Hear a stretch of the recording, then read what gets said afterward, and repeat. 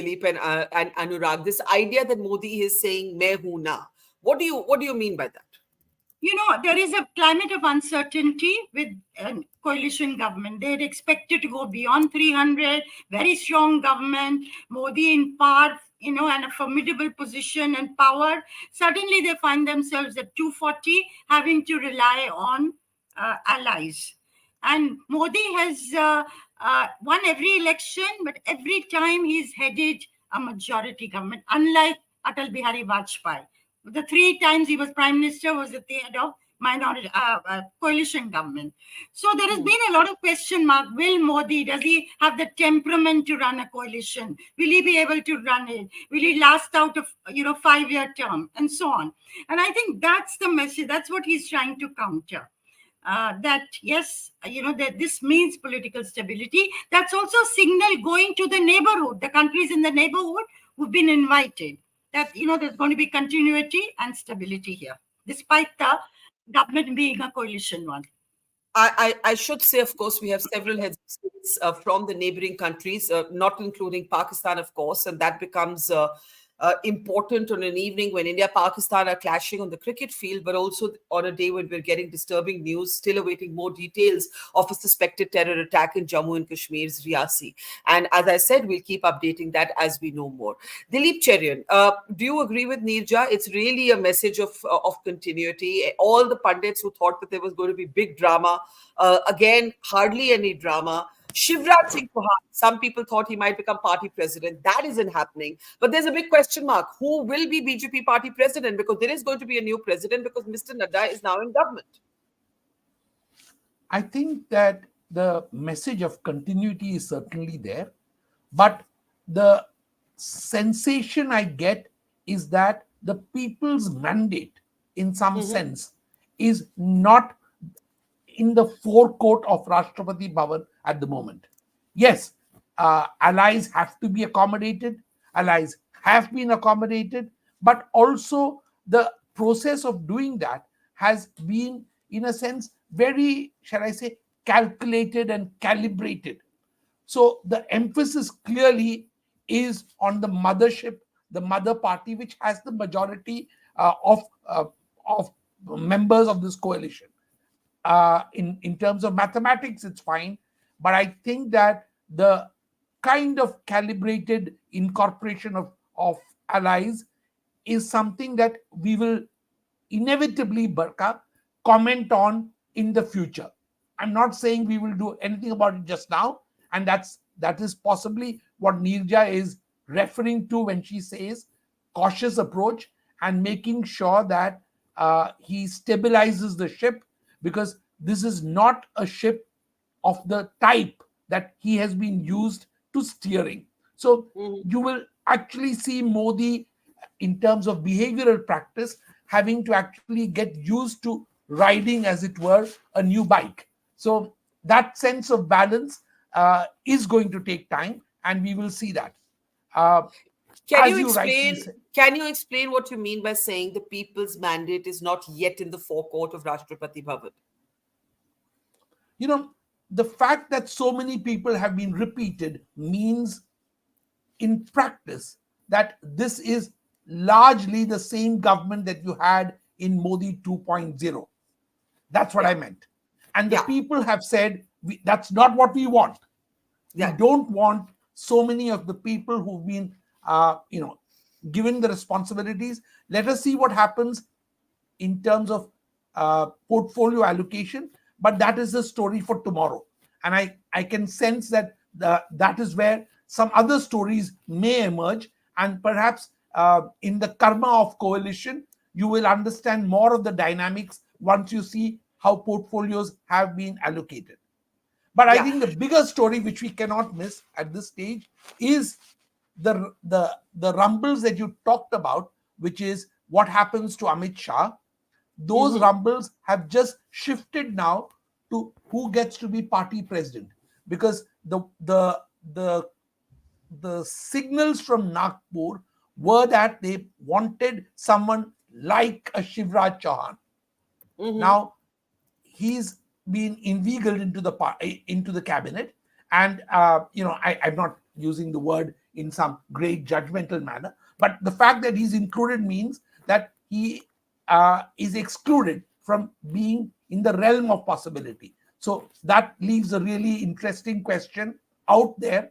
And that is something that we will see the answer to perhaps a little later, because they can take a little time to take that decision.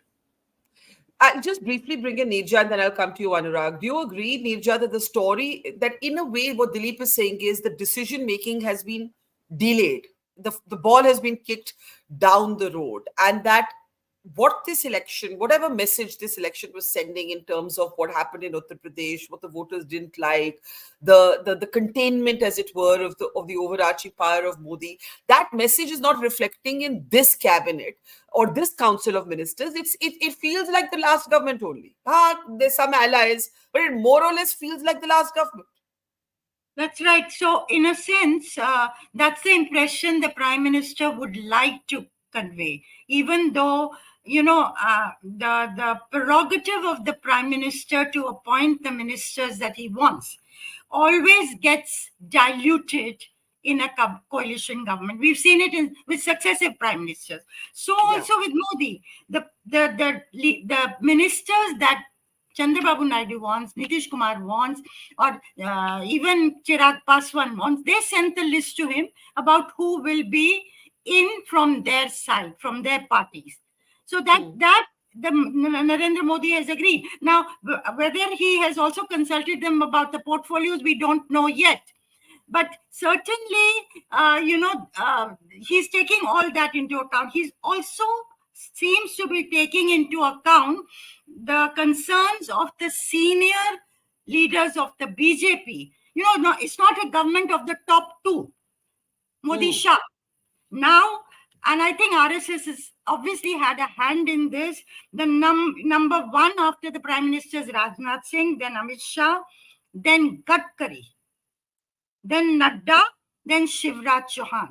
Now, I don't know whether the top four in terms of, the members of the Cabinet Committee on Security, Defense, Home, Foreign Affairs, whether, this will go along with that, whether portfolios will be changed. But certainly the seniority in the cabinet, whatever the portfolios, has been clearly indicated. And these people, Gadkari and Shivraj Chauhan, have been elevated in terms of importance in the whole scheme of things.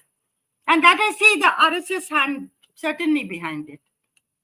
That's a very interesting, at least in terms of visual optics, Anurag. Would you agree that if you saw the order in which the oaths were taken, Neerja makes a very perceptive point that, you saw Rajnath Singh right after, and then you had Gadkari and Shivraj, and that idea that it was a Modi Shah government, that has at least been visually contested in how things unfolded this evening. Do you agree, or do you think we're reading too much and everything will finally depend on who gets what portfolio? Anurag? No, I think I don't see a major surprise even in the portfolio, Barkha. I mean, I would still say the CCS will be, two of the four CCS will still be with the same people, and then I don't see. Look, one thing that I can clearly figure out, right, is that there's a very strong narrative after the numbers were out that it is an NDA government, not a Modi government.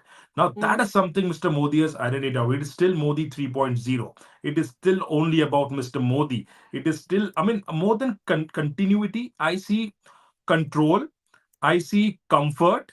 These are the people who Prime Minister Modi is comfortable with. If you leave few like Mr. Gadkari or, very, very few. But most of them are people who Mr. Modi has extreme high amount of trust.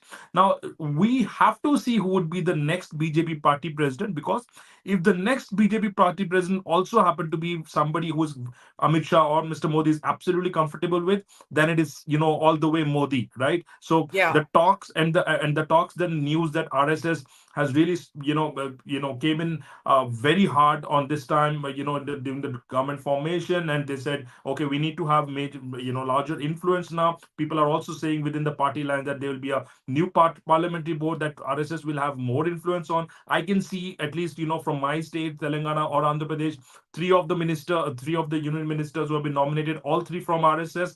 Even Andhra, it's a big surprise, Purandeshwari not making into it, but Bhupati Raju Srinivas Verma, who's an RSS guy, and I'm aware of the fact that he was nominated by the General Secretary Organization of that state to be in the cabinet. So I think RSS somewhere, I see that they're gaining strength, but a large amount of it would still depend on who would be the next party president. And I also am glad with the fact that there's a lot of Lok Sabha representation. Not many Rajya Sabha, new surprises. Like even Yeah. Mr. Dharmendra Pradhan or Piyush, they've now gone into the people's mandate, got elected in the Lok Sabha. That's a good sign. I mean, at least even though they're close to Modi or Modi's favorite, they're not somebody who's come from the Rajya Sabha route. They've gone to the people's court, and it was a tough election. They got themselves elected, and I think that's a good narrative. Even Shivraj Singh Chauhan, for that matter, he could have been a Rajya Sabha way, but he contested from Vidisha, won with over an 8 lakh majority. So overall, this numbers, everything, it's looking like definitely a Modi cabinet. We need to wait and see how things unfold, and I think a lot of emphasis will stay and remain on who would be the next president for the BJP.